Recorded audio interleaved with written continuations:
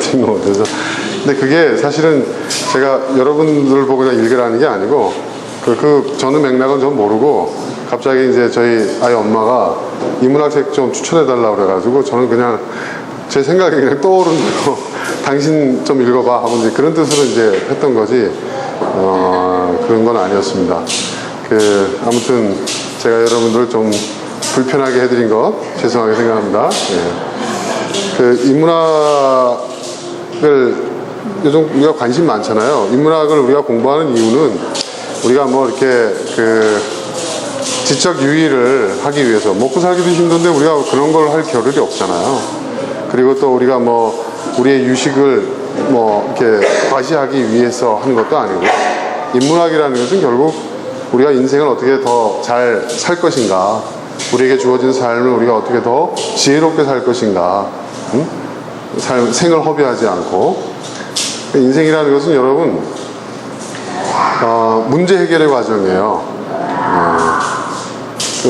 불교에서 인생은 고해다 그랬잖아요. 이 고해라는 건 고생의 바다잖아요. 고난의 바다. 고난이라는 것은 문제의 상황이에요. 문제가 발생하는 상황이잖아요.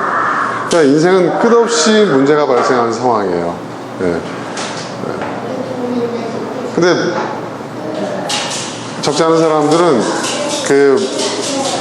자기에게 어떤 문제가 있는지도 모르고 살아가는 사람들도 많아요, 사실은. 나에게 어떤 문제가 있고, 나에게 어떤 과제가 던져져 있고, 내가 그 과제를 어떻게 잘 해결해 나갈 것인가. 그 해결의 그 과정 속에서 인생의 열매들이 생기는 거예요. 어떤 열매를 맺느냐, 중요한 과제잖아요. 오늘 본문 말씀에서도 마음에 대한 이야기예요. 마음에 가득한 것이 결국 입 밖으로 나온다는데, 그 단순히 이게 입으로 뭐 우리의 말투를 얘기하는 것, 우리의 언행을 얘기하는 게 아니잖아요. 입 밖으로 나온다는 것은 입 밖의 세상, 입 안의 세상은 내면이잖아요. 내 내면에 가득한 것, 내 생각에 가득한 것이 내 내면 밖의 세상을 이룬다는 거예요. 내 현실을 이룬다는 거예요. 그러니까 중요한 것은 내 안에 무엇을 채우느냐, 내 안을 내가 어떻게 내가 운용한다고 하죠. 이게 굉장히 중요한 문제라는 거죠. 내면의 문제, 마음의 문제. 여러분, 서양 철학에서는 이성에 대해서, 생각하는 것에 대해서 굉장히 관심을 갖고 그걸 중요시하고, 또 이성을, 생각하는 것을 중요시하는 그 문화가 오늘날 같은 그런 서양 문명을 이루었는데, 우리 기독교는 인간의 생각도 중요합니다. 그러나 인간의 생각을 좀 더 큰 틀에서 봐요. 우리 기독교는 마음이라는 틀에서 봐요. 마음. 마음. 그러니까 생각의 중요성에 대해서 제가 쭉 지금까지 말씀을 드렸는데, 사실은 오늘부터 하고자 하는 이야기를 하기 위한 전제였던 거예요. 우리는 이성의 기능, 어떤 생각, 인간의 사고, 그 좁은 틀에서만 보는 게 아니라, 우리 기독교는 좀 더 넓은 틀에서, 다각도에서 바라보는데, 그것이 바로 마음이라는 거예요. 여러분, 성경을 찾아보면요, 성경에 마음이라는 단어가 여러분 사랑이라는 단어보다도, 진리라는 단어보다 더 많이 나왔어요. 성경 검색을 해보세요. 우리 기독교가 사랑의 종교고요, 진리의 종교인데도요, 사랑이라는 단어보다도, 진리라는 단어보다도 이 마음이라는 단어가요, 엄청나게 가장 많이 언급되는 단어가 마음이에요. 마음. 그만큼 이 마음이 중요하다는 거죠. 오늘 함께한 그 본문 말씀에서 예수님께서 굉장히 중요한 말씀하셨는데, 너무나도 우리가 자주 들어왔고, 또 흔히 이야기되고, 또 우리가 또 이 주제를 놓고 성경 공부를 많이 해왔기 때문에 제가 이 본문을 택했지만, 예수님께서 마음에 대해서 정말 많은 말씀하셨고요, 사도 바울도 마음에 대해서 정말 많은 이야기를 하고 있어요. 마음이라는 것이 뭐냐? 인간의 마음은 어떻게 이루어졌죠?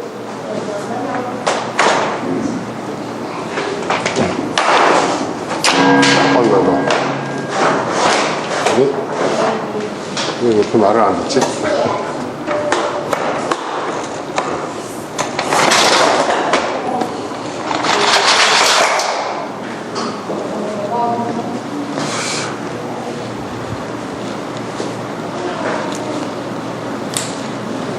다시 주의를 좀 집중하기 위해서 여담을 좀 말씀드리면, 여러분 제가 지난주에 수학 공부 다시 시작했다고 하니까 수학에 관심을 가지시더라고요.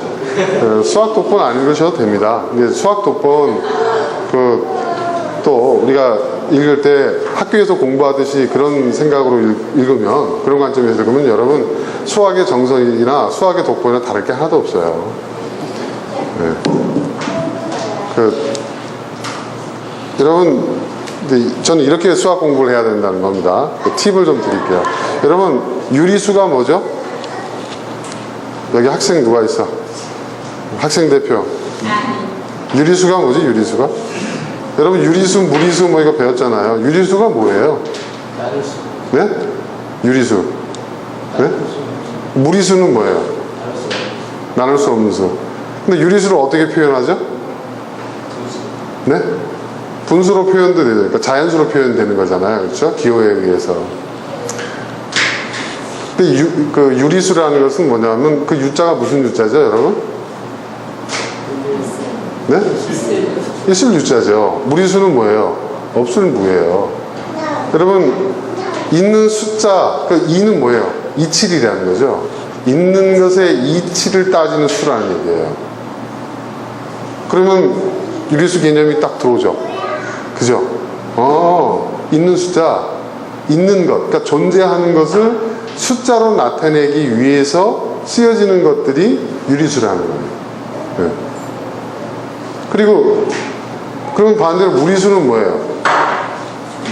그렇죠. 없는 것들을 나타내는 수라는 거죠. 근데 없는 걸 어떻게 나타내요? 없는 것도 수치화할 수 있다는 얘기죠. 이해되시죠, 여러분? 그죠? 자, 그러면 여러분 제가 하나 문제를 내볼게요. 여러분, 0은 있는 수입니까? 없는 수입니까? 우리가 학교에서 공부할 때 우리 이렇게 배웠잖아요. 0, 1, 2, 3, 4, 5, 6, 7. 그럼 여기는 어떻게 되죠? 마이너스 1. 어려우세요? 마이너스 1. 벌써부터 어지러우세요? 마이너스 4. 마이너스 4. 마이너스 5. 뭐 이렇게 나갑니다. 자, 1, 2, 3, 4. 이건 뭐죠? 자연수라고도 얘기하죠. 굳이 표현하자면 이것도 있는 거를 나타내는 거죠. 그렇죠, 여러분? 여러분, 우리 현실 세계에 마이너스 1이 있습니까? 마이너스 2가 있어요? 있어요, 없어요? 우리 현실 속에서 숫자 말고. 네? 윤선주가 있는데, 네? 윤선주가 없으면 없는 거지, 그죠? 네? 그 숫자지, 그러니까 돈. 그러니까 우리가 지금 돈은 숫자의 세계예요. 근데 우리의 문제는 뭐냐면 돈이 숫자의 세계라는 걸 자꾸 잊어버려요. 그러니까 돈이 숫자라는 것은 여러분 수학의 원리가 그대로 적용된다는 거예요. 이해되세요, 여러분? 네? 그러니까 수학을 잘하는 사람은 돈을 벌게 돼 있어요. 이건 뭐 뻔한 거예요. 그래서 지금 제가 얘기한 대로 퀀트라는 사람들 있잖아요. 수학자들, 예? 물리학자들. 이 사람들이 그 뭐 하버드니 뭐 시카고 대학이니 거기서 이제 박사학위를 받아가지고 뭐 저기 무슨 연구소나 이런 데 가는 게 아니고요. 월가로 가요. 그래서 자기들이 공부한 그 수학적 원리를 가지고 온갖 투자 기법들을 다 만들어내요. 그게 다 모기지론이니 서프라이즈 뭐 모기지론 이런 그게 다 파생상품이 그들이 만들어낸 거예요. 그들의 수학 공식의 농간에 우리는 놀아나고 있죠. 근데 우리는 그게 객관적으로 무슨 기업 평가에 의해 가지고 우리는 그 기업 가치를 따져 가지고 그래서 투자와 이렇게 손해 이런 그 투자 손실이 발생한다고 생각하는데 철저히 그렇지 않습니다. 네. 장난이죠, 장난. 근데 그걸 파헤친 다큐멘터리 책들 굉장히 많이 나와 있어요. 영화도 최근에 나왔고요. 꼭 한번 보세요, 여러분. 그러니까 여러분, 수학 잘 모르는 사람은요, 주식 투자 절대 하면 안 됩니다. 수학 잘 모르는 사람은 사업을 하면 안 됩니다. 제가 사업하기 때문에 수학 공부를 시작한 거거든요. 자, 근데 보세요. 마이너스 1, 마이너스 1, 마이너스 3. 이게 현실 속에 존재하는 숫자냐고요. 있어요, 없어요? 이건 뭐예요? 이거 굳이 말하면 이것도 무리수죠. 없는 것의 이치를 따지는 숫자잖아요. 이건 뭐냐면 존재하지 않는 건데요. 존재한다고 가정을 하고 우리가 우리의 현실 속에서 어떠한 그 가정에 의해서 만들어낸 숫자고 수치화한 거예요. 그죠? 근데 이 0은 뭐예요? 여기에도 속하지 않고 여기도 속하지 않아요. 예를 들어 볼까요, 여러분? 여러분, 더하기 빼기는 우리가 뭐예요? 더하는 거하고 빼는 거 알잖아요. 그 다음 단계가 뭐죠? 곱하기잖아요. 곱하기. 0은요, 대단한 수예요. 어떤 숫자를 곱해도 0이 돼요. 그쵸? 그죠, 여러분? 네. 0은 어떤 숫자를 곱해도 0이 돼요. 아무리 큰 수를 더해도. 그러니까 이 0이라는 것은 어마어마한 수예요. 근데 이게 없다는 것을 의미하는 거예요, 이게. 자, 그리고 여긴 뭐냐? 없는데 있다고 가정을 하자는 거예요. 자, 그럼 재밌는 거 하나 얘기해 볼까요, 여러분? 자, 여러분, 3 플러스, 그러니까 3 곱하기 4는 뭐예요? 뭡니까? 그러면 3 곱하기 마이너스 4는 뭐예요? 네? 여러분 이거 지금 수학 공식 외웠기 때문에 툭툭 튀어나오죠? 근데 왜 이렇게 되는지 아세요? 3에다가 마이너스 4를 곱했는데 마이너스 12가 돼. 더 놀라운 것은 마이너스 3 곱하기 마이너스 4는 어떻게 돼? 어떻게 돼요? 12가 돼요. 이 원리를 아세요? 왜 이렇게 되는지 아세요? 설명할 수 있는 분. 우리는 학교에서 배웠어요. 야, 플러스하고 마이너스 곱하면 이게 마이너스가 되고 마이너스는 이걸 치환시켜. 이렇게 배웠어요, 우리는. 그죠? 그래가지고 무조건 이게 왜 12가 왜 마이너스끼리 곱했는데 왜 이게 음수가 양수가 되죠? 설명해봐요. 여러분 이게 초등학교 문제예요. 초등학교 5학년 6학년들 문제거든요. 우리는 답은 알아요. 그런데 왜 이렇게 나오는지 그 이유를 몰라요. 아시는 분도 있을 거예요. 근데 대부분 다 몰라요. 제가 물어보니까. 뭐 왜 그런 것 같아요? 뭔가 얘기해야 될 것 같은 부담감을 엄청 갖고 있어요 지금. 여기. 그러니까 제가 얘기하는 건 뭐냐면 인문학적으로 수학을 한다는 것은요, 이게 왜 그런지를 아는 거예요. 따져보는 거예요. 응? 이해되시죠, 여러분? 그게 인문학적으로 공부하는 거예요. 수학 공부 그냥 공식 암기하고 답을 찾아내는 게 아니에요. 왜 이런 답이 나왔는지 그 과정을 이해할 수 있게 되는 것이 인문학이에요. 이걸 터득하면요. 그럼 보세요. 이 곱하기, 이게 우리가 쓰는 수의 전부예요, 여러분. 그죠? 그 연산 중에서 덧셈 마이너스, 그러니까 플러스 빼기, 그러니까 덧셈 뺄셈 빼고 가장 기본적인 곱하기예요. 그죠? 나누기 이걸 뒤집어 놓은 거잖아요. 근데 곱하기에서 가장 기본적인 수를 다루는데 그 원리를 우리는 이해를 못하고 계세요. 수학 공부 되겠어요? 안 되겠어요? 수학 공부 안 되죠. 우리는 답을 알고 있다고 착각을 하는 거예요. 이 숫자가 여러분 실제는 자연 상태에서 없는 숫자예요. 그죠? 우린 있다고 가정하는 거예요, 지금 과학에서.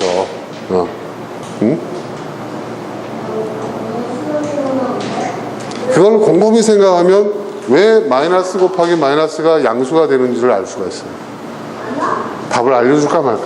알려주면 인문학이 아니야. 수학 공부를 수학을 가르치는 거예요. 숙제 다음 주까지. 물어볼 거예요. 내가. 그러니까 수학 공부를 이렇게 하면 재밌어요, 여러분. 되게 재밌어요.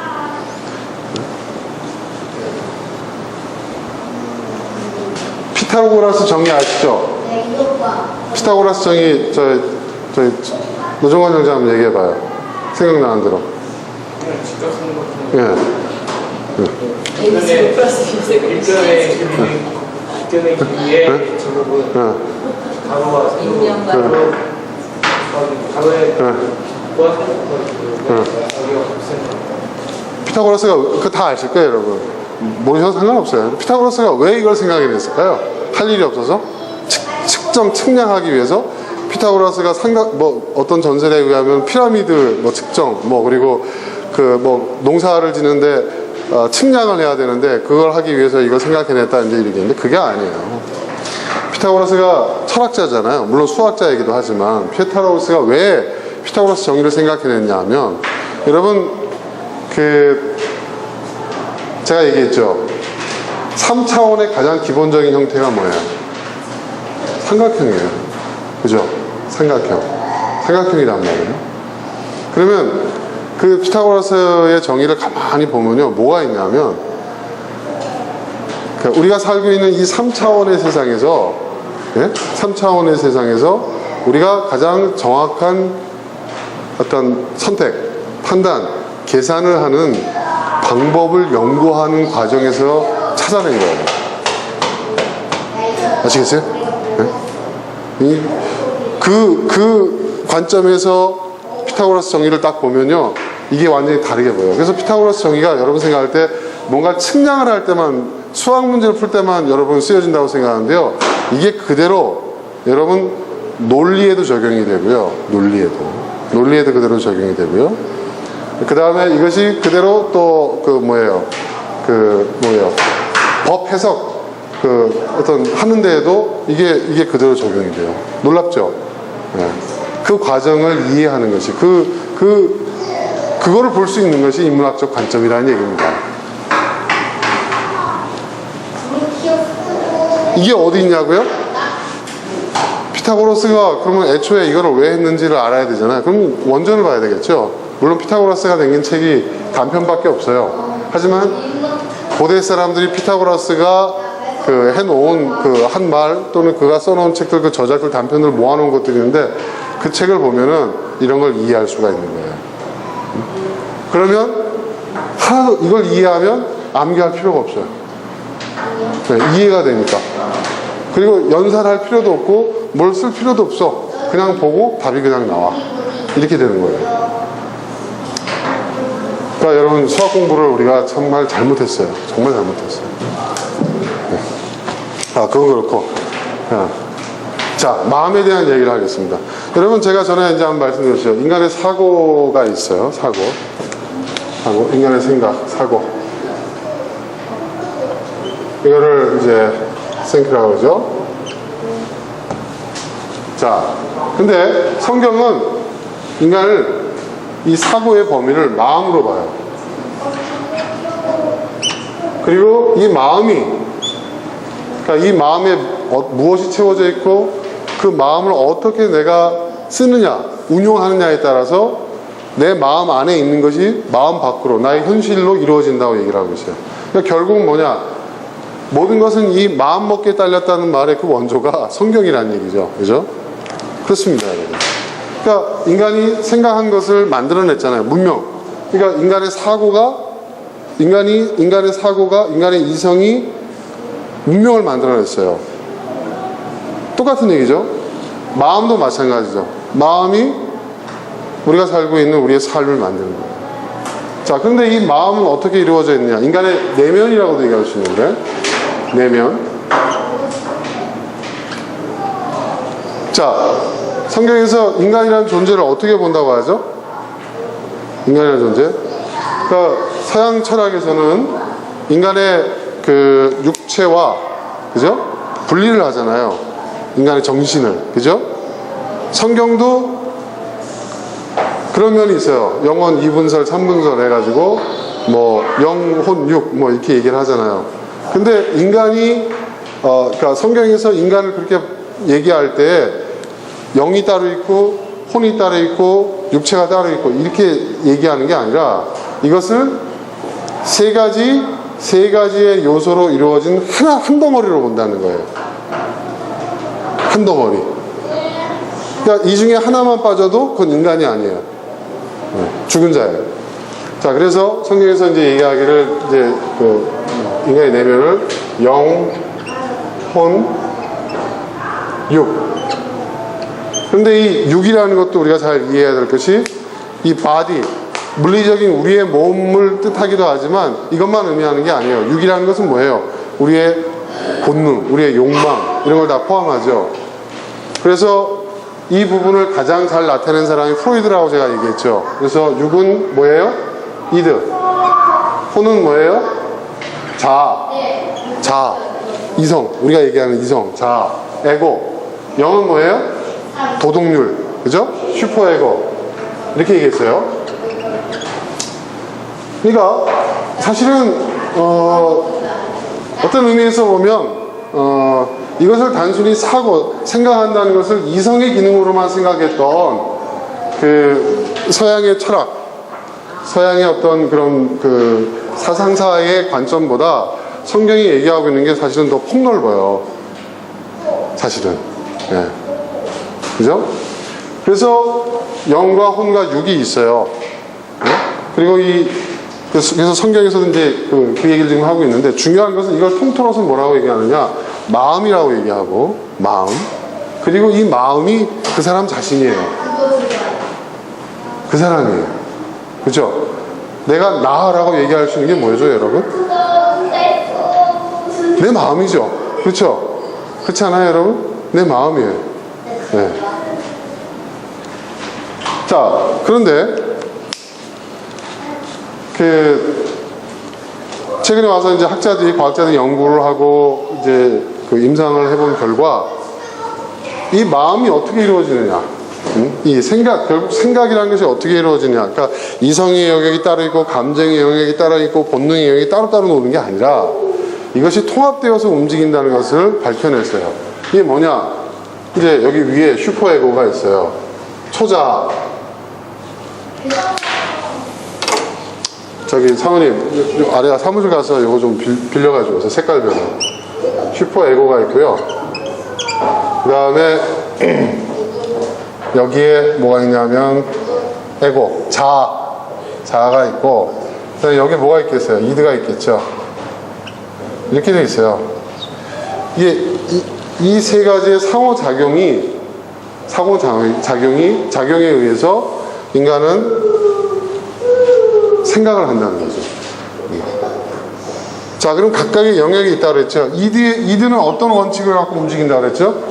이건 이제 본능에 가까운 건데, 이거는 욕망의 원칙 또는 쾌락의 원칙이라고도 하죠. 욕망의 원칙. 욕망. 오름이 됐어. 욕망의 원칙. 그러니까 육에 해당하는 거죠. 욕망의 원칙. 성경에 정확히 부합하는 거예요. 그 다음에 이 에고는 뭐예요? 현실. 현실의 원칙. 이 슈퍼 에고는 뭐죠? 도덕률. 도덕 원칙. 이 세 가지가 마음에서 동시에 작용을 하는 거예요.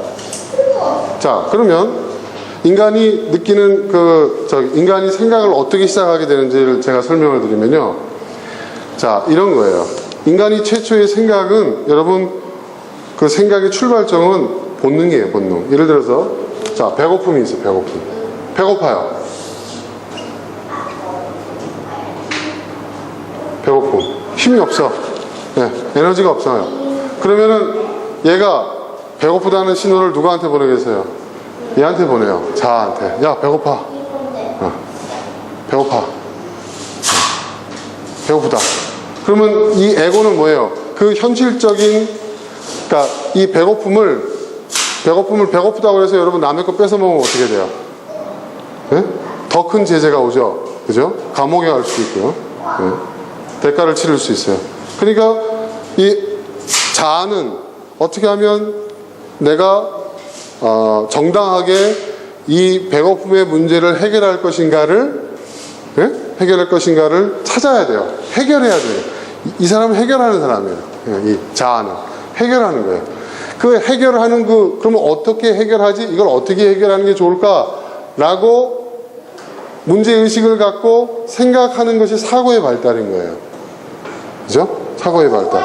그런데 얘는 기다릴 줄 몰라요. 어린아이 같아요. 그러니까 어떻게 해요? 당장 해결해.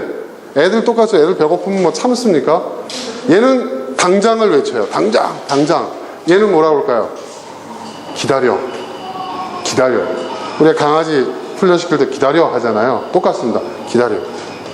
그럼 강아지처럼 막 낑낑거리면서 그냥 똥마련 강아지처럼 막 난리 나죠. 자, 그럼 얘는 뭐냐?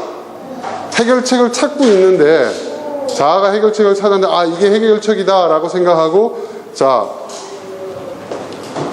예를 들어서 내가 집에 있는 돈을 가지고 빵집에 가서 빵을 사가지고 먹었어요. 그래서 배고픔이 해결됐어요. 얘는 나 이제 배불러 하고 이제 이렇게 가 있는 거예요. 그런데 그때 누가 나타나느냐? 얘가 나타나요. 그 돈 네 돈이야? 응? 무슨 말이냐? 그 돈 네 돈이야? 너 엄마 가계부에서 몰래 빼낸 거 아니야? 너 동생 책상 서랍에 있는 거 갖고 산 거 아니야? 얘는 맨날 안 된다고만 해요. 금지. 안 돼. 얘는 나는 그거를 당장 원해. 얘는 기다려. 네. 그러니까 이 세 가지 우리 안에 있는 이 세 가지의 요소들이 상호작용을 해요. 상호작용을 하는데 이 상호작용에 의해서 우리가 생각하고 감정을 갖고 우리가 흔히 말하는 마음이라는 게 형성이 되는 거예요.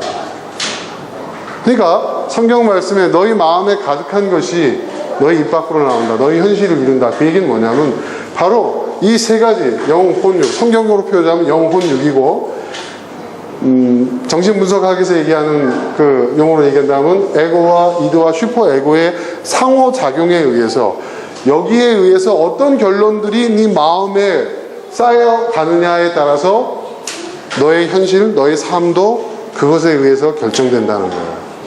자, 그러면 여러분 이 세 가지 중에서 누가 이겨야 될까요? 누가 주도권을 가져야 될까요? 누가 주도권을 가져야 될까요? 누가 주도권을 가졌습니다. 얘가 가지면 어떻게 될까요? 네? 얘가 가지면 얘가 주도권을 가지면 사이코패스, 소시오패스가 되는 거죠. 네. 내 욕구, 내 필요를 채우는 것만이 우선이에요. 그게 선이에요. 다른 건 문제가 되지 않아요. 여기가 주도권을 가지면 어떻게 될까요? 여러분, 제가 저하고 절친하게 지내는 양반이 친구가 자살 예방 그쪽에 우리나라에서 권위자인데요. 정신분석학자들, 심리학자들 얘기를 하는데요. 자살하는 사람은요, 이 세 가지 요소 중에 이게 제일 세대요. 네. 안 돼.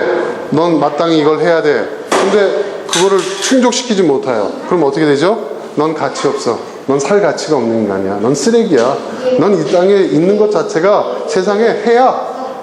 너는 부모에게 누를 끼치고 있어. 얼마나 많은 사람이 너 때문에 고생하고 있고 너 때문에 힘들어하는 줄 알아? 그러니까 넌 사라지는 게 좋아. 자살 명령을 내리는 게 이거예요. 이게 강함이에요. 얘는요 절대로 자살을 안 해요. 절대로. 여러분 생존력이 강한 사람은요 절대로 생을 포기하지 않습니다. 이게 문제라는 거예요. 근데 이걸 형성하는 게 뭔데? 이거는요, 그러니까 그거 나중에 좀 이따 얘기하고. 이 에고는 뭐냐? 에고는 뭐예요? 현실주의자잖아요. 그러니까 에고는 사실은요, 얘네 둘은 별로 관계가 없어요. 거의 관계가 없어요. 네. 가끔 관계가 있어요. 뭐냐? 둘이서 협공을 해요. 에고를, 자아를. 네. 자아를 협공해요. 네. 그리고 가끔 자아를 혼란시키기 위해서 이드가 슈퍼에고인 척, 슈퍼에고가 이드인 척 해요. 이게 뭔지 아세요? 합리화라는 겁니다. 합리화. 그죠? 합리화. 사실은 요 이드의 이 욕망의 원칙에 의한 행동이었는데 이거를 합리화시켜요. 이게 공동의 목적이 있어요. 이 둘이. 예, 완전히 성향이 다른데 공동의 목적은 뭐냐? 자아를 힘들게 하는 거예요. 자아에 대한 통제권을 가지려고 하는 거예요. 네. 자아는 뭐예요? 자아는 해결자예요. 해결자. 이 둘의 요구를 해결하는 역할이에요. 그러면 여러분 어디에 더 이 세 가지의, 우리 마음의 이 세 가지의 요소 중에서 어디가 더 힘을 얻어야 돼요? 누가 주도권을 잡아야 돼요? 자아가 주도권을 잡아야 돼요. 그러니까 우리가 보통 우리는 자아가 강하다 하면은 좀 그거를 금기시하고 그거를 좀 더 이렇게 뭐라 그럴까 이기적이고 이런 쪽으로 우리는 생각을 하는데, 그런 맥락 말고 우리의 사고와 우리의 마음 속에서의 이 세 가지 요소가 지금 이건 뭐 다 입증이 된 거 아니에요. 그러니까 이게 작용을 하고 있는데, 그 중에서 누가 더 통제력을 갖고 있어야 되느냐, 주도권을 갖고 있어야 되느냐, 이 자아라는 거죠. 자아.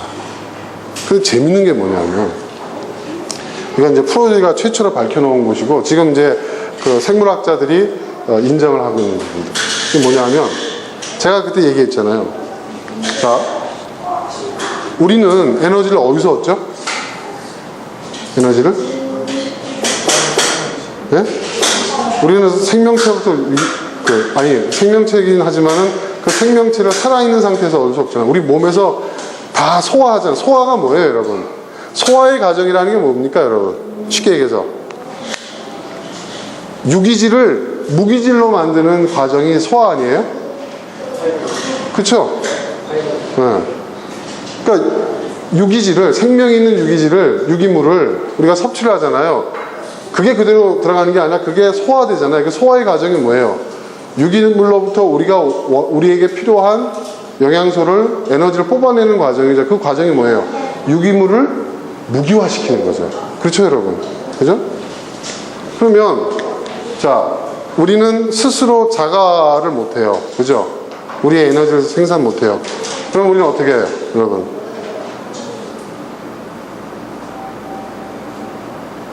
유기물을 섭취해서 이거를 무기물화 해가지고 이걸 영양소로 삼아서 우리가 이거를 육체 에너지로 만들어요. 1차 에너지가 육체 에너지예요. 그죠? 그래야 움직이잖아요. 그죠? 육체 에너지예요. 근데 이 과정은 뭐예요? 에너지 보존의 법칙에 의하면, 제가 지난주에 얘기했지만은 에너지 보존의 법칙, 그죠? 에 의하면 이거는 정확하게 부합해요. 그렇죠, 여러분? 정확하게 부합해요. 그런데 여기서 신기한 일이 일어나요. 이 육체의 에너지에서 우리는 또 뭘 얻어요? 인간은 정신 에너지를 만듭니다. 정신 에너지. 이거는 분명히 육체 에너지에서 정신 에너지를 얻는다는 것은 우리가 확인하고 있고, 이건 분명한 사실인데, 이 육체의 에너지, 이 에너지 보존 법칙에 의해서 무기물화돼서 영양소화된 이 육체의 에너지가 어떻게 정신 에너지로 변환되느냐에 대한 부분은 아직도 연구의 대상이라는 거죠. 아직도. 명확하게 다 밝혀놓지를 못했다는 거예요. 근데 아무튼 분명한 것은 정신 에너지로 우리는 전환을 시킨다는 거예요. 그리고 이 정신 에너지가 어디에 투입되느냐? 바로 여기에 투입되는 거죠. 네. 그리고 그 정신 에너지가 가장 많이 투입되는 곳이 주도권을 갖는다는 거예요. 주도권.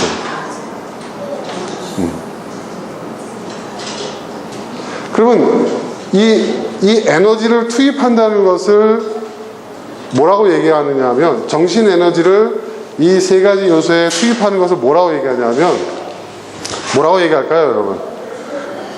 우리가 흔히 쓰는 얘기예요. 집중이라고 해요. 집중. 집중해 하잖아요, 우리가. 그죠? 여러분, attention 하잖아요. 집중. 이 정신 에너지가 투입되는 것을 뭐라고 얘기하냐면 집중이라고 얘기하는 거예요.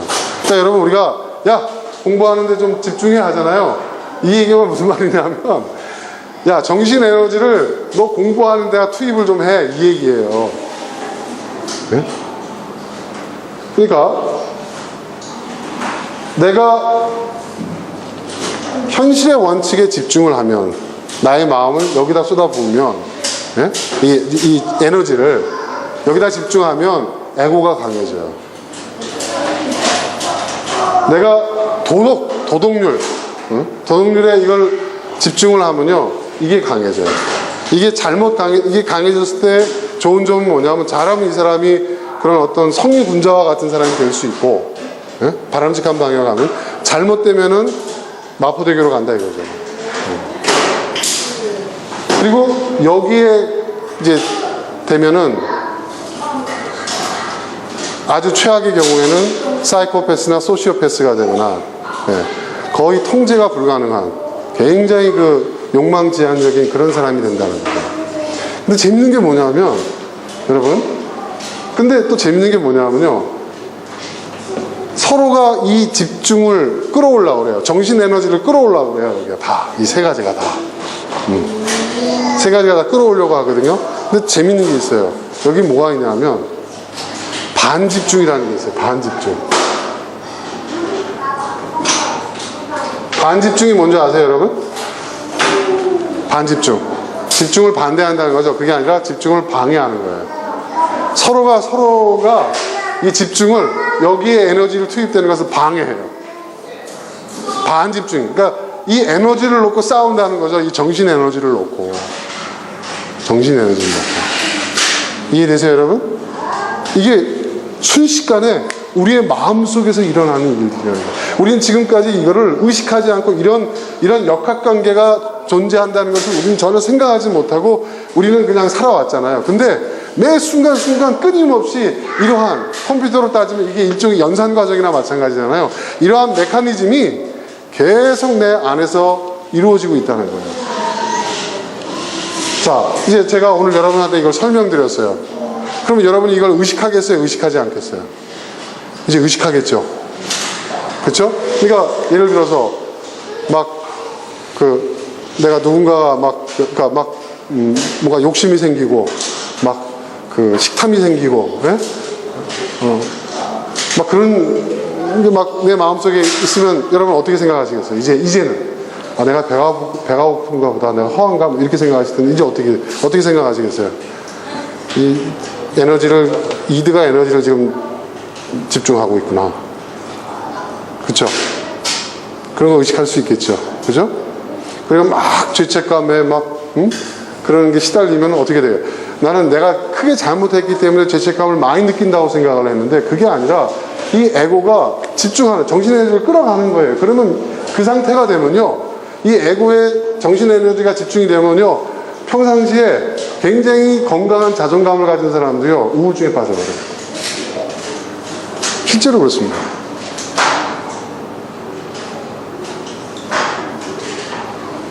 그러니까 이 정신 에너지가 어디에 투입되느냐가 굉장히 중요하다는 것을 밝혀놓은 거예요, 이제. 네. 자, 그러면 이 정신 에너지를, 이게 우리가 무의식 중에 이게 순간적인 차원에서 이루어지고 있는데, 이것이 그러면 이걸 어떻게 우리가 통제할 수 있냐? 통제할 수 있는 게 있어요. 그게 뭐냐? 여러분, 의지예요, 의지. 이거는 프로이드가 한 얘기가 아니에요. 이건 아들러라는 심리학자가 얘기한 건데, 처음에는 프로이드의 열렬한 지지자였다가 프로이드 심리학의 한계를 깨닫고 이제 아들러가 그러니까 여러분 예를 들어서 미움받을 용기 이런 책들 있죠. 그게 다 아들러 심리학이거든요. 그 책들 읽어보세요. 굉장히 좋은 책들입니다. 의지가 나와요, 의지. 인간은 이거 외에도 뭐가 있느냐? 의지라는 게 있다는 거예요. 의지. 그 의지에 의해서 이 정신 에너지를 내가 통제할 수 있다는 거예요. 내 자아에 더 집중할 수 있다는 거예요. 그러니까 여러분, 어떤 의미에서 우리가 집중해, 공부하는 아이들한테 집중해, 이런 얘기를 하는 거, 집중, 이런 얘기가 사실은 이 아들러가 한 얘기가 우리가 그냥 우리 일상용어로 통용이 되고 있는 거나 마찬가지인 거예요. 그러니까 이제는 여러분, 지금 내 마음의 상태를 우리가 들여다볼 수 있어요. 우리 내면의 상태를. 지금 내 안에 누가 지금 득세하고 있지? 누가 지금 정권을 휘두르고 있지? 가만 보니까 지금 얘가 지금 휘두르고 있어요. 네. 프로이드는 그 상태만 얘기해. 대안이 없어. 지금 정신 에너지가 지금 이기에 집중됐기 때문이다. 이렇게 얘기한단 말이에요. 그리고 최선의 대안은 여기에 대해서 반집중을 지금 이 에고가 또는 이 슈퍼에고가 반집중으로 해서 에너지가 더 이상 가지 못하도록 해야 된다. 내면의 갈등 상황이다. 이렇게만 얘기를 한단 말이에요. 근데 아들러는 해결책을 제시하는 게 뭐냐면 인간은 의지적인 존재라는 거예요. 의지적인 존재. 인간의 의지. 인간은 그 의지, 그러니까 여기에 지금 가 있는 에너지를 끌어다가 여기다가 쏟아부을 수 있다는 거예요. 이 의지가 가능할 때, 인간이 의지적인 존재라는 것을 상정할 때 무엇이 가능하느냐? 여러분, 선택이 가능해요. 그렇죠? 그렇죠, 여러분? 그죠? 의지가 있을 때 선택과 집중을 할 수 있지 않습니까? 그리고 선택이 가능해져야만 인간은 자유로운 존재가 될 수 있는 거예요. 그러니까 이것이 단순한 심리학적인 얘기가 아니라 지금 여기에 보면 신학적 얘기, 여러분, 그죠? 철학적인 얘기, 그렇죠? 사회학적인 얘기, 의학적인 얘기, 모든 것들이 다 지금 다 이렇게 사실은 다 하나로 지금 엉겨붙어 있는 거예요. 이 얘기. 그러니까 예수님께서 하신 이 마음이라는 것은 결국 뭘 의미하는 걸까요? 너 마음에 가득한 것이 입 밖으로 나온다. 그거로 끝이라면, 여러분, 그거 끝이라면 그게 무슨 의미가 있어요? 그죠? 선을 쌓은 사람은 선을 내고 악을 쌓은 사람은 악을 낸다. 그 말씀은 뭐예요? 사람들은 그렇다, 이거로 끝나는 하나의 어떤 보고서예요, 그게? 아니잖아요. 선을 쌓아서 선한 것을 내라는 얘기잖아요. 그러면 무슨 말이에요? 선한 것을 쌓을 수 있는 의지가 누구에게 있다는 거예요? 너에게 있다는 거예요. 그렇죠? 그것을 집중하고 선택하고 집중할 수 있는 그 의지가, 그 자유가 너에게 있다는 거예요. 선을 쌓으라는 거예요. 프로이드의 얘기에 의하면은 이 정신 에너지를 에고에 집중하라는 얘기예요.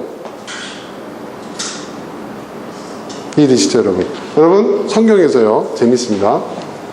성경에서 여러분, 제가 비유를 표현하면 이 슈퍼에고는요, 율법주의예요. 율법주의. 그죠? 그리고 이들은 뭐예요? 우리가 흔히 얘기하는 죄, 육에 속한 것, 이런 거 있죠? 이게 이들이에요. 이 에고가 뭐냐? 은혜죠, 은혜. 네. 은혜 받은 우리죠. 율법에서 벗어나라. 예? 죄와 육에 속한 것에서도 벗어나라. 다 여기에 얘기를 하고 있는 거예요. 여기에. 여러분, 기독교는 굉장히 현실적인 종교예요. 우리는 그 괴력난신을 믿으라고 얘기하는 종교가 아니란 말이에요. 하나님이 전능하시고 위대하셔서 믿는 게 아니에요. 그건 기독교 이전에도 그런 신들은요, 인류 역사 이래로 계속되어 왔어요. 지금도 생기고 있어요.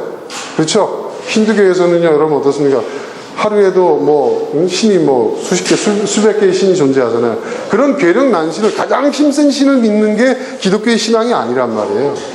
그렇게 생각하면 안 돼요. 그러면 여러분, 우리가 하나님은 유일하시고, 하나님이 전능하시니까, 하나님은 무엇이든지 불가능이 없으시니까, 그래서 나 하나님 믿어, 이렇게 되면 어떻게 되는지 아세요? 그 사람은요, 자기는 유일한 하나님 믿는다고 하지만요, 다신관이라는 다신교적 세계관 속의 그 틀 안에 있는 거예요. 세상에 많은 신들이 있는데 그 중에서 저분이 제일 힘이 세시대. 그래서 난 저분을 믿어. 그 인식 자체가 뭐예요? 다신교적이죠, 여러분.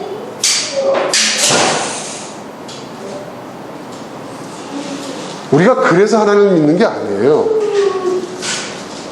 인간을 위해서 자기 희생을 하는 절대자가 있어요? 그런 힘 들어봤어요, 여러분? 없잖아요. 그리고 그가 말하는 정의, 지금은 우리한테는 익숙한 이야기들이지만 지금으로부터 2000년 전에, 수천 년 전에 그런 이야기를, 남녀평등을 얘기하고 정의를 얘기하고, 그렇죠, 여러분? 신분이 모든 사회가 다 하나님 앞에 평등한, 여러분, 그거 어마어마한 얘기들 아니에요? 그런 이야기를 하는 신이라면 난 그 신을 믿겠다, 따르겠다. 이게 기독교의 신앙인 거예요. 그리고 믿음도 선택할 수 있는 자유의지가 나에게 있는 거예요. 우리는 자꾸 예지예정론을 얘기하고 있는데, 왜 예정론이라는 게 왜 나오냐면 그 이유가 있어요. 여러분, 예정론이라는 게 뭐냐? 예정론이라는 것은 다 선택되어 있다는 거잖아요. 모든 게 다 선택되어 있어요. 정해져 있는 게 예정되어 있어요. 예정되어 있단 말이에요. 그래서 구원받을 사람은 구원받은 거고, 선택도 예정되어 있는 거예요. 이게 왜 중요했냐? 과거에 재정일치사회에서요, 권력자들 있잖아요. 그 권력자들이 자신들이 갖고 있는 그 권력과 기득권에 대한 정당성을 뭐로 주장했어요? 왕권 신주설. 그렇죠? 더 고대로 올라가면 나는 신의 사도다. 그죠? 또는 더 올라가면 어떻게 돼요? 나는 신의 아들이다 이래버렸잖아요. 역사적으로. 그러니까 그건 뭐냐? 신이 나를 그렇게 선택했다는 거예요. 그 정당성이에요. 그 정당성을 주장하기 위해서 여러분 그 재정일치 사회에서는 기독교만 주장한 게 아니라 모든 종교들이 예정론을 주장했다는 거예요. 받아들이라는 거야. 넌 선택받지 못해서 너는 노예로 사는 거고 나는 선택받아가지고 귀족으로 사는 거야. 여기에 순응해. 그게 신의 뜻이야. 이게 예정론이란 말이에요. 이게 중세 천년을 지배해온 거예요. 그런데 거기에 반기를 들었어요. 누가 반기를 들었어요? 프로테스탄트들이 반기를 들었어요. 뭐예요? 인간의 자유. 인간은 선택의 자유가 있다. 그리고 자기가 선택한 것에 대한 그 책임을 스스로 지는 것이다. 그것이 심판. 아니 내가 스스로 내 의지에 의해서 선택하지 않은 것을 왜 내가 심판받아? 예정론에 의하면 난 아예 지옥의 자식으로 정해져 있고 저 사람은 신의 그러니까 금수저 흑수저가 다 정해져 있는데 그렇죠? 여러분 금수저의 원조는 예정론이에요. 예정론. 여러분 왜 기독교인들 안티 기독교 개독교라고 하잖아요. 왜 생긴 줄 알아요? 여러분 금수저 은수저 흑수저의 원조는 기독교예요.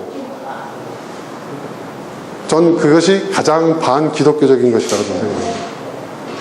여러분 모든 것이 정해져 있으면요 성경에서 착하게 살라는 얘기도 할 필요 없어요. 그죠? 예수 믿으라는 얘기 할 필요도 없어요. 그렇잖아요 여러분. 다 정해져 있어요. 착하게 살 놈, 나쁘게 살 놈. 네? 그죠? 그죠? 열심히 살 이유도 없어요. 부자가 될 놈, 성공할 놈, 망할 놈, 거지가 될 놈. 손이 저쪽으로 갈게. 미안해. 잘하는 실사한테. 그렇잖아요 여러분. 그쵸? 성경은 뭐라고 얘기하냐면 내가 내 의지로 선택한 것에 의해서 나의 운명이 개척이 되고 나의 운명이 결정이 되고 그리고 그 결과물에 대해서 스스로 책임지는 삶을 살라는 거예요. 저는 솔직히 말해서 하나님 앞에 가서 심판받는다는 것도요 네? 우리가 지금 얘기하는 것처럼 뭐 지옥의 문 앞에 딱 서가지고 베드로가 나와가지고 너 이 저울에 올라가 봐. 저울이 있대요. 저울이. 그 사람이 올라가요. 딱 올라가요. 그래서 재요. 죄의 무게가 많은지 선의 무게가 많은지 그래가지고 옛날 구치도사처럼 넘어간다. 어디로 넘어가느냐 네? 선으로 넘어가느냐 악으로 넘어가느냐에 따라서 너는 지옥 너는 천국. 근데 이게 어떻게 해요? 수평이 팽팽해. 어디로 가야 될지 몰라. 이거 어떻게 판단해야 돼요? 그런 경우도 있지 않냐 이렇게 얘기가 됐어요. 그러니까 나온 게 뭐냐 그런 사람은 잠시 대기 연옥에 가서 좀 더 덕을 쌓고 좀 더 자기의 죄값을 치우면 어디요? 살짝 손으로 길어지면 그때 천국으로 가. 그래서 연옥이 만들어진 거예요. 그랬는데 연옥에서 얼마나 있을지 모르니까 그 후손들이 그 죽은 자를 위해서 선을 쌓으면 이 사람이 빨리 천국으로 갈 수 있다.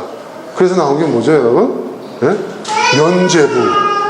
면죄부가 뭐예요? 헌금이에요. 누구를 위한 헌금? 나를 위한 헌금이 아니에요. 죽은 자를 위한 헌금. 그러다 나중에 아예 면죄부 자기 자신을 위한 헌금도 된다 이렇게 돼버린 거죠. 그거 반대해서 나온 게 종교개혁 아니에요 여러분? 어떻게 인간의 구원을 말이야 돈으로 살 수 있느냐 그렇죠? 그런데요 그때 당시에 그 면죄부를 모금하고 다니는 사제가 있었어요. 네. 그 설교들이 기록에 남아있어요.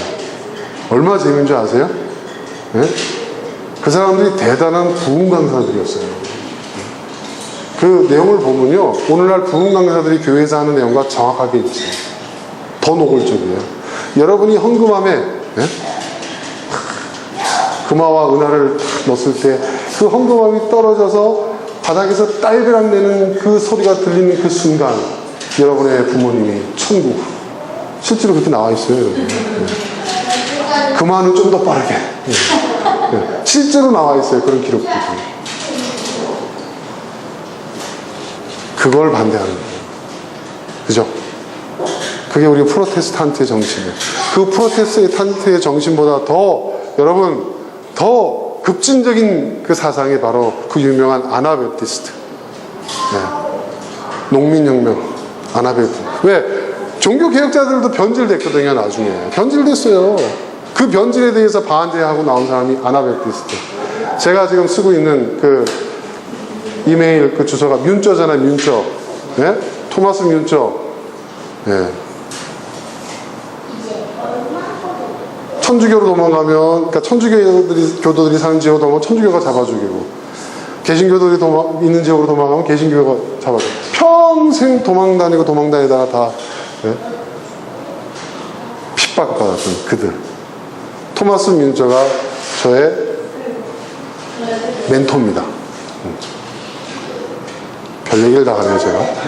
근데 아무튼, 그러니까 이 모든 과정 속에서, 그러니까 여러분, 우리가 선택할 수 있는 거예요.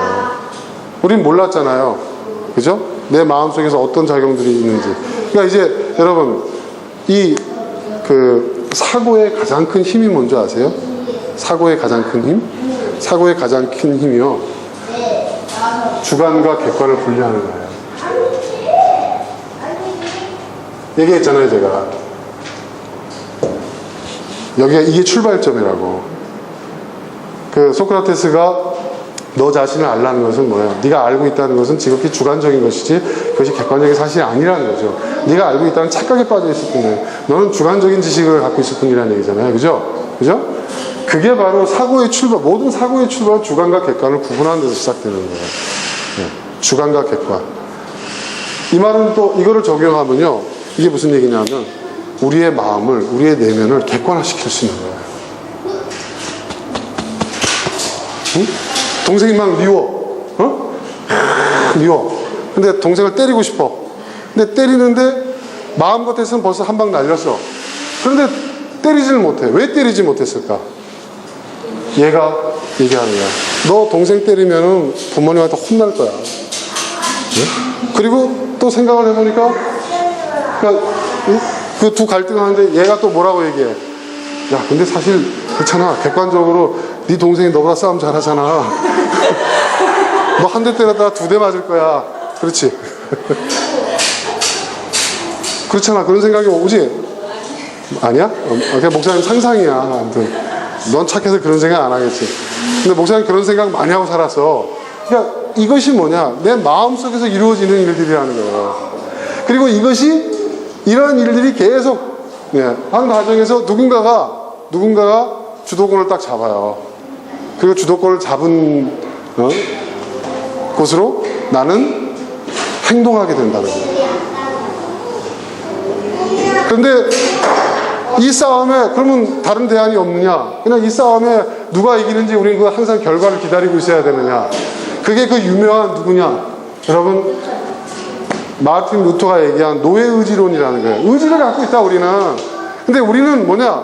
그러니까 그 사람의 의지론은 그거예요. 우리는 달리는 말과 같다는 거예요. 기수가 누구냐에 따라서 우리는 낭떠러지로 달릴 수도 있고 초원으로 달릴 수도 있다. 응? 노예의지론이거든요. 근데 이 노예의지론이라는 것이 얘기하는 게 뭐냐? 선과 악의 싸움, 사단과 하나님의 싸움. 누가 하나님이 선이 내 마음에 고삐를 잡으면 나는 그리로 달려가는 거고 사단과 악이 잡으면 나는 악으로 간다 이거예요. 칼빈하고 루터가 예정론을 옹호하기 위해서 그런 궁색한 이야기를 한 거예요. 근데 알미니스트는 뭐라고 얘기했느냐? 아니라는 거예요. 인간의 의지는 선택이래요. 인간이 선택하는 거예요. 그러니까 여러분 이제 선택하셔야 돼요. 자, 내 속에는 3가지 항상. 그러니까 여러분 디즈니 만화도요 그거예요. 디즈니 만화 보시면 나오잖아요. 항상. 그죠? 뭐가 나오죠? 뭔가 이렇게 고민할 때 뿅 하고 나타나요. 악마가 나타나고 여기 뿅 하고 천사가 나타나요. 내가 있어요. 이게 자아야. 그죠? 이 양쪽에서 떠들잖아요. 나는 어떤 선택을 할 것인가. 그죠? 네. 이 3가지잖아요. 우리는 알고 있는 거예요. 우리는. 굳이 이렇게 공부하지 않아도. 그러면 여기서 우리는 뭘 할 수 있어요? 이 정신 에너지를, 그러니까 뭐라고 하죠? 이게 모든 것이 다 에너지의 작용이라고 그랬죠? 에너지가 안 가면 어떻게 돼요, 여러분? 힘을 못 쓰는 거예요. 그렇죠, 여러분? 내가 왼쪽 팔에 힘을 주면 어떻게 되죠? 왼쪽 팔에 힘을 주면 왼쪽 팔에 힘이 세지는 거예요. 무릎을 들 수 있어요. 그죠? 오른쪽 팔에 에너지를, 내가 힘을 안 주면 이건 힘을 못 써요. 그죠? 이게 뭐예요? 의지에 의해서 에고와 슈퍼에고와 이들을 통제할 수 있다는 거예요. 이게 인간의 유대성이라는 거예요. 이게 누구야? 아들러가 얘기하는 얘기. 그리고 이게 예수님이 하신 말씀이에요. 그리고 예수님이 이런, 그리고 뿐만 아니라 동서고금의 많은 예? 철학자들이 얘기하고 있는 부분이 바로 이 부분이라는 것이죠. 그러니까 너의 마음에 가득한, 네 마음에 무엇을 어떻게 채울 것이냐, 이것은 나의 선택, 나의 의지의 문제라는 것이죠. 그리고 그것에 의해서 무엇이 이루어진다고 나의 현실이 달라진다는 거예요. 나의 삶이 달라진다는 거예요. 그러니까 여러분, 여러분의 삶을 변화시키기 위해서 하나님 나에게 물질의 축복을 내려주십시오. 네. 하나님 저 사람 하나님 마음 변하게 해주십시오. 하나님 저를 승진시켜 주세요. 하나님 시험 볼 때 제가 알고 있는 것만 나오게 해주세요. 그게 아니라는 거예요. 그게 아니라는 얘기예요. 하나님은 우리에게 엄청난 은혜를 주셨어요. 엄청난 능력을 주셨어요. 파워를 주셨어요. 그건 뭐냐? 내 마음에 내가 무엇을 채우느냐, 내 마음을 내가 어떻게 운영하느냐에 따라서 나의 현실이 바뀌는 거예요. 나의 내면 세계가 곧 나의 현실 세계에 반영된다는 거예요. 그리고 하나님께서는 나중에 그 책임을 부르신다는 거예요. 여러분 놀랍지 않습니까? 놀랍지 않습니까, 여러분? 실제로 그런 것 같아요. 제가 사업을 하는 동안에 참 그 사기꾼들을 많이 만났어요. 다 사기꾼들이에요, 다. 제가 보니까 사업한다고 다니는 사람들 중 10명 중 제가 보면 6, 7은 사기꾼들이에요, 제가 보니까. 네. 완전히 사기꾼은 그 중에 한 3, 4명은 있고요. 나머지는 뭐냐면 상황에 따라서 언제든지 사기꾼으로 전환될 수 있는 사람들 보니까. 네. 그게 반반인 것 같아요. 그러니까 전부 다 사기꾼이라고 봐야 됩니다. 하도 당했죠, 제가. 네? 저한테 사기친 사람들은 여러분 전부 다 교회 다니는 사람들, 전부 다 장로고 목사고 이런 사람들입니다. 네? 그런데 그런 일들을 막 겪으니까 제 마음이 사람에 대한 누가 저를 찾아오잖아요. 이것도 나한테 사기 쳐먹으려고 어디서 또 이런 마음을 갖고 사니까요. 또 제가 어떻게 되는 줄 아세요? 제가 어디 가서 목사라고 얘기를 안 해요. 목사라고 하면 복 만났다. 이거 사기 쳐먹기 좋겠다. 이렇게 생각해요. 그러니까 목사라고 말을 안 하니까 어떻게 돼요? 저도 목사 티를 안 내요. 그러니까 제가 어떤 순간에 보면 내가 목사인가? 막 내 스스로가 깜짝깜짝 놀랄 행동을 할 때가 있어요. 네. 이거 뭔가 문제가 있어. 그러면서 사업이 또 잘 되느냐? 야, 이거 다 사기꾼들이니까 내가 속지 않게 조심해야 되겠다. 이 도둑놈들. 내가 다시는 속나봐라. 자, 이런 마음을 갖고 가는데 사업이 더 잘 되느냐? 아니에요. 더 어려워져요. 차라리 사기 당할 때보다 더 힘들어. 도대체 이게 왜 그럴까? 그때 저는 이걸 본 거예요. 내 안을 들여다봐. 내 마음속에 무엇이 있는지. 내 안에 무엇이 있는지. 내가 내 마음을 어떻게 움직이고 있는지. 이 세 가지 중에서 어느 것이 지금 가장 큰 힘을 지금 발휘하고 있는지 그걸 본 거예요. 그랬더니 내 안에 가득한 것이 나의 현실을 이루고 나의 삶을 이루고 있더라고요. 삶 속에서 나타나더라고요. 정말 그럴 수밖에 없지 않겠어요? 그래서 제가 고쳐 먹어야 되겠다.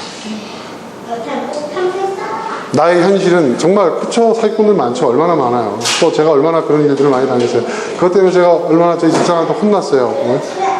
쫓겨나지 않고 사는 것만 다행이죠. 그런 일들이, 그런 걸 겪으면서 현실은 그렇지만 달라지지 않았지만 제가 의지적으로 선택한 거죠. 그럼에도 불구하고 제가 그런 마음을 갖지 말자. 그런 욕심을 부리지 말자. 그런 원망을 갖지 말자. 그런 분노를 갖지 말자. 얘네들이 어디 있는지 여기에 있는 에너지를 갖다가 다 여기다 투입을 하는 거예요. 제가 지금 한가하게 인문학 공부를 하루에 2-3시간씩 할 이유가 있어요. 제가 2-3시간 공부해요, 인문학을. 매일매일. 왜 하는 줄 아세요? 지식을 넓히기 위해서. 지금 제 나이가 몇 살인데 제가 무슨 뭐 학위를 하겠습니까? 뭘 하겠습니까? 인문학이 나의 마음을 닦는 학문이기 때문에. 그래서 아침에 새벽에 4시에 일어나요.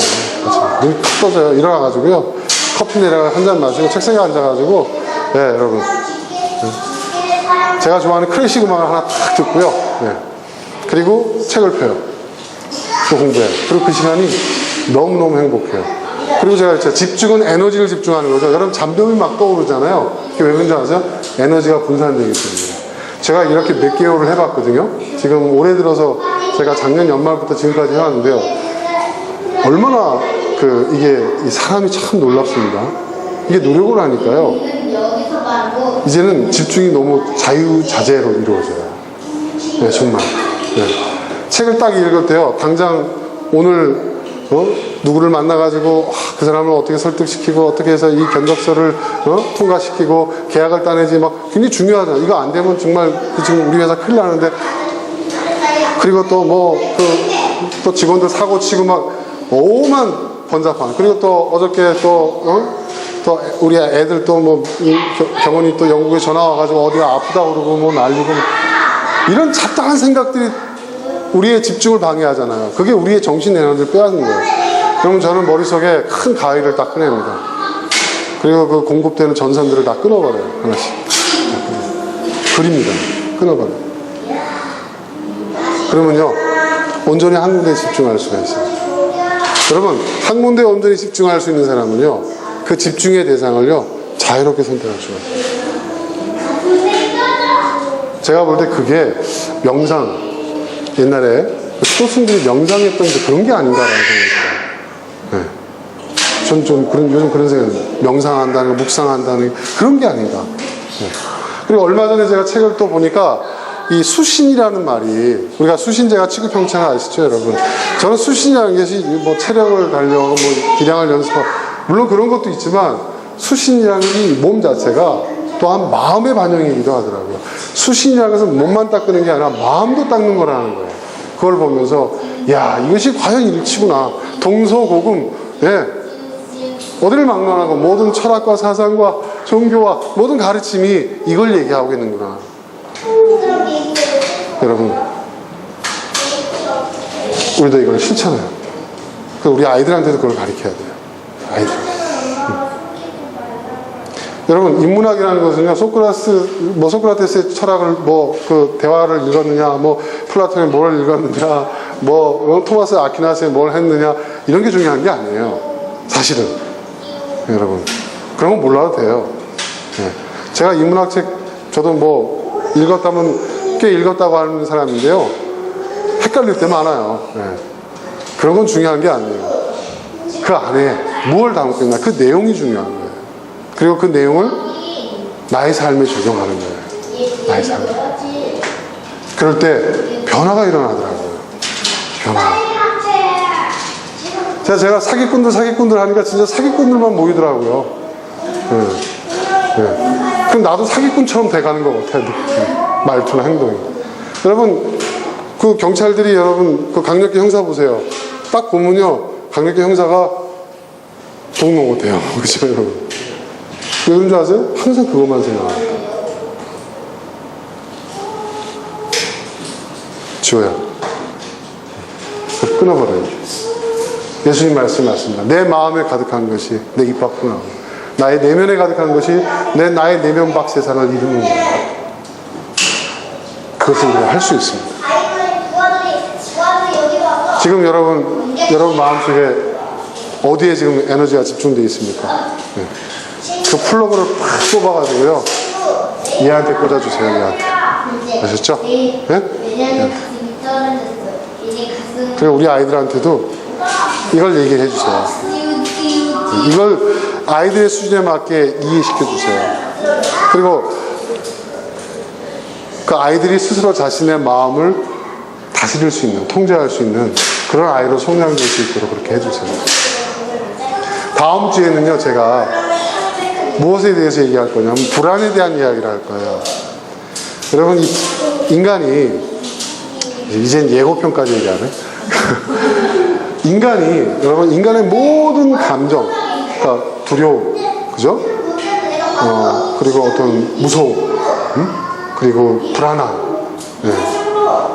공포, 이런 모든 부정적인 감정의 출발점이 여러분 불안이에요. 네. 불안의 문제. 근데 이 불안은 뭐냐면요, 여러분. 우리가 뭘 두려워한다, 뭘 무서워한다, 무엇에 대한 공포가 있다는 것은요, 구체적인 대상이 있어요. 그렇죠? 구체적인 대상이 있어요. 그렇죠? 하다못해 나 이 날카로운 칼이 무서워요. 이런 것도 구체적인 대상이 있어요. 난 사업이 망할까봐 두려워요. 있어요. 근데 이 불안은 어떻게 되죠, 여러분? 불안은요, 구체적인 대상이 없어요. 이 불안의 문제는요, 우리의 존재의 심연에 되게 깔려있는 거예요. 우리의 본능과 함께 태어나 있는 거예요. 그리고 이 불안의 감정에서 모든 우리의 부정적인 감정들이 다 나오는 거예요. 그래서 다음 주에는요, 성경이 말하고 있는 그 불안, 그리고 인문학적인 관점에서 바라봤을 때의 그 불안, 그러면 그 불안의 문제를 우리는 어떻게 대처해 나갈 것인가, 그 주제를 한번 다뤄보려고 합니다. 그리고 인문학 너무 여러분 부담 갖지 마세요. 제가 여러분한테 설교하는 이 시간에 이 설교만 여러분도 그냥 잘 듣고 이해하셔도요, 사실은 책을 한 서너 번 읽으신 효과가 있을 겁니다. 네. 이거 다 제 게 아니에요. 저도 다 남한테 빌려온 거예요. 그렇죠, 여러분? 네.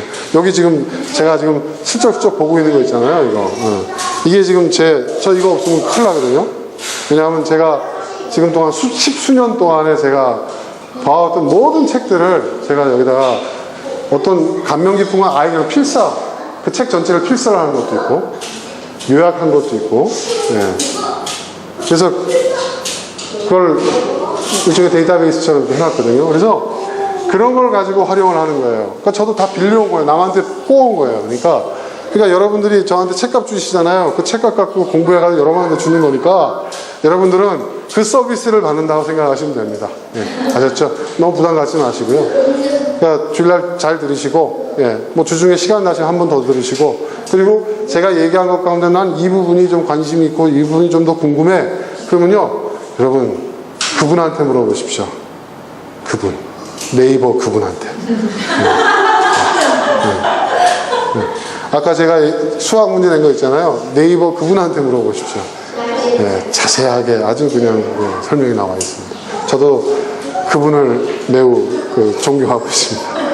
자, 오늘 여기까지 하겠습니다. 여러분, 이 시간 우리 함께 기도하겠습니다. 오늘 말씀, 우리의 마음, 내 마음을 우리가 어떻게 사용하느냐, 그리고 내 마음에 무엇을 채우느냐, 그 선택과 의지. 여러분, 이 시간 우리 함께 주님 앞에 기도하겠습니다.